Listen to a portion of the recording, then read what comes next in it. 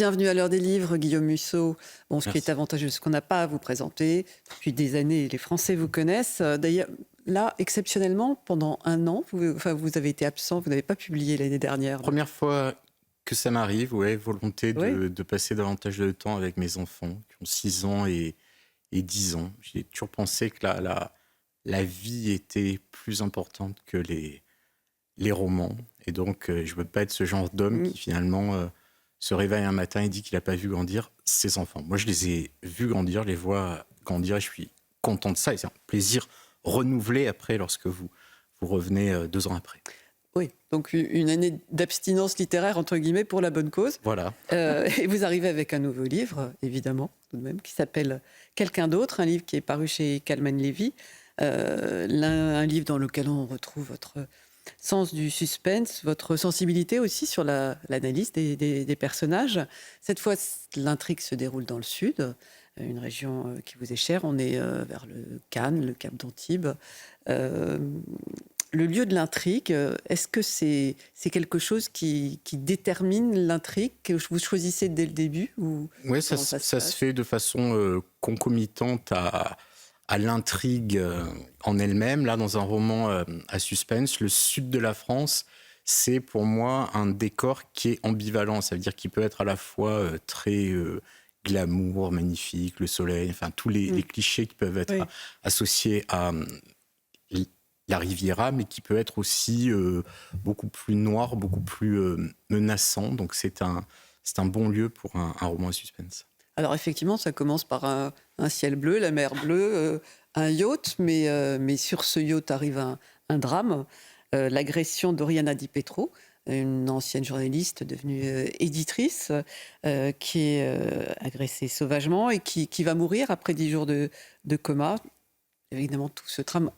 Qui a tué cette femme? Oui, on a cette... pardon. Non. On a effectivement le meurtre de cette héritière aussi italienne, parce qu'elle est riche. Oui. Et on a à partir de là 4 personnages qui vont donner chacun leur vérité. On a le mari qui est mis en garde à vue. On a la jeune maîtresse du mari, la policière locale et enfin la victime qui donne aussi sa propre version de l'histoire. Et le challenge, c'est de dire, voilà, personne ne ment, mais personne ne s'accorde sur la vérité. Donc, c'est toujours ce jeu avec le lecteur qui consiste à dire au lecteur, voilà, vous avez tous les éléments à votre disposition. Essayez vous aussi de résoudre l'enquête avec moi.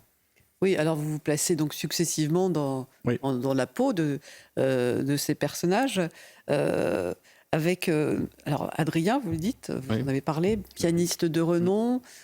Comme ça, là aussi, la façade est flamboyante, mais quand on gratte, c'est moins glorieux. L'idée, c'est toujours effectivement de fouiller la complexité qu'on porte tous en nous. Voilà, moi j'ai toujours pensé qu'on avait... Il y a le meilleur même chez le pire des hommes et le pire même chez les meilleurs, quoi. Il y a cette idée que le cœur humain est traversé par la frontière du bien et du mal, traverse le cœur de chaque être. Et donc de fouiller dans ces zones d'ombre, dans cette complexité humaine, derrière les apparences. Alors, la question, puisque bon, je disais au début, vous avez grandi dans le Sud, vous avez été, votre enfance, vous êtes né à Antibes, vous avez été professeur là-bas. Est-ce que vous aviez un regard un peu émerveillé justement sur cette Riviera mythique? Oui, j'ai toujours eu effectivement la distance de me dire en fait que cet endroit était quand même un endroit particulier et qu'il était porteur effectivement de choses très très très positives et de choses un peu moins reluisantes aussi. Et pendant longtemps, je m'en suis éloigné. C'est-à-dire beaucoup de mes romans se passaient dans le nord-est des États-Unis, que je connais bien aussi, mais ça m'aidait de mettre de la distance entre finalement mon quotidien. Ça débloquait pendant longtemps mon imaginaire. Et là, au contraire, depuis quelques années, j'aime bien revenir effectivement à la source, finalement, là où tout a commencé. Enfin, toute dernière question. Vous avez dit au début pourquoi vous avez décidé de ne pas publier de livre l'année dernière. il se trouve que ça a une conséquence. Oui. C'est que vous avez été détrôné comme écrivain de film par Mélissa Del Costa. Est-ce que ça vous fait quelque chose? Mbappé va quitter le PSG et vous verrez que l'année prochaine, il ne sera pas meilleur buteur de Ligue 1. Si vous ne participez pas au jeu, vous ne pouvez plus être et ça vous avait fait quelque premier. chose? Mais ça m'a fait un plaisir immense de consacrer davantage de temps à mes enfants. En tout cas, je vous conseille de lire Quelqu'un d'autre, un livre donc qui est paru chez Calman Lévy. Merci Guillaume Musso. Merci à vous.